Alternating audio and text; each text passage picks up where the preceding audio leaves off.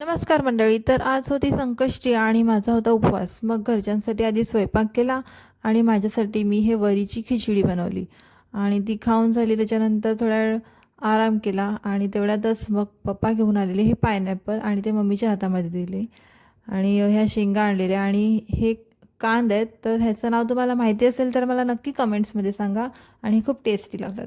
त्यानंतर दुपारी पायनॅपल खाल्लं आणि संध्याकाळी मी आली महागणपतीच्या मंदिरामध्ये आणि आतमध्ये गेल्याच्यानंतर खूप मस्त वाटलं. बाप्पाचं दर्शन घेतलं तर खूप प्रसन्न वाटलं. त्यानंतर ह्या मंदिरामध्ये आणखीन भरपूर असे मूर्त्या आहेत देवांच्या आणि तिथे पण आम्ही गेलो, दर्शन घेतलं आणि दाखवते मी तुम्हाला. इथे आहे बजरंगबलीची मूर्ती, इथे राम लक्ष्मण सीता आहे, श्रीकृष्ण आणि राधा, दत्ताची मूर्ती आहे आणि महादेवांची मूर्ती आहे.